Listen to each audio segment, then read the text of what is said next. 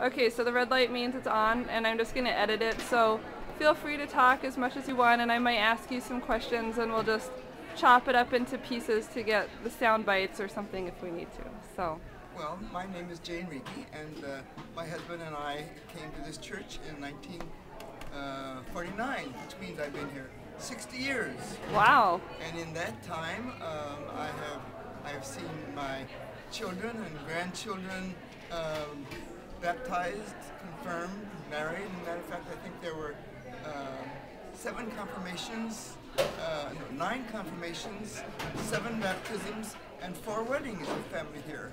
Wow. Now I have a great-grandson here, which delights me. I was the first woman president of the church council, and now it gives me great pleasure to say that my granddaughter Laura is the all right. president of the Faith Church Council, and she's doing a very good job, I'm sure. Yes, we're having an interesting year this year. My name is Laura Cunningham, and this is my grandmother. And the church is going through some very interesting changes this year, so there's some new challenges, and we've just had amazing leadership step up.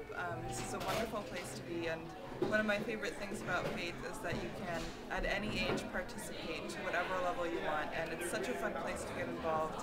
There's so many different things to do, and so many activities for kids, and volunteer activities and leadership positions, and it's really an amazing way to get to know people in your own community, and people come from outside the community, from north and south and east and west, to come here. So it's just such a special place. So wonderful. It's really a special place for our whole family.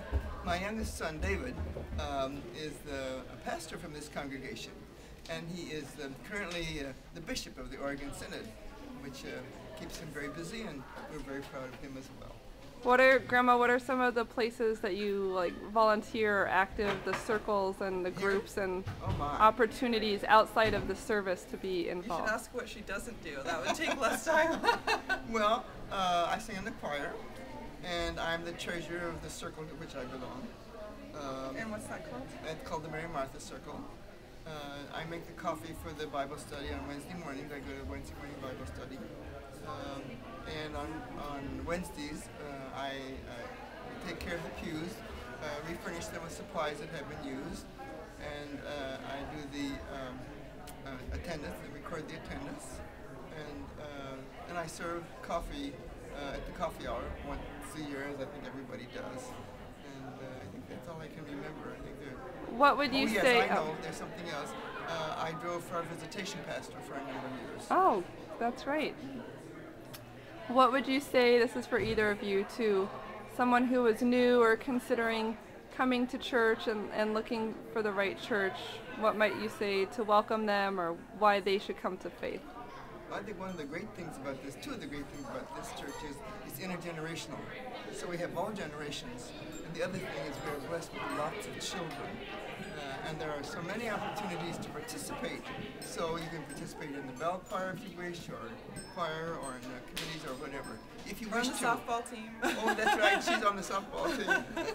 Yeah, I would add to that just that this is a really friendly place, really welcoming, and definitely come try it out. Come meet some people, and if you come once or twice, find something to get involved in, because I think the involvement is what really makes people stay. Well, and be sure to go to coffee hour after church. That's right. That's when you get to chat with people. Find somebody you know or something you have something in common with. What would you say, Laura, about is it a traditional service, or how would you describe the type of service? You've been to a lot of different churches to kind of compare and contrast. Right, I definitely have. This is more of a traditional service in that we don't have a praise band, but we have people from our own church congregation who play instruments and contribute, and it's mostly piano and organ and choir. But periodically we have it's a little orchestra group. We are blessed with many instruments as well. That's right. So you'd find something you enjoy. You should be able to follow along. We have bulletins, and it's very step-by-step and user-friendly, and sort of set up so that someone who's never been here before will feel like they're right on track with what's going on, even someone who's never been to church before. Okay. Great.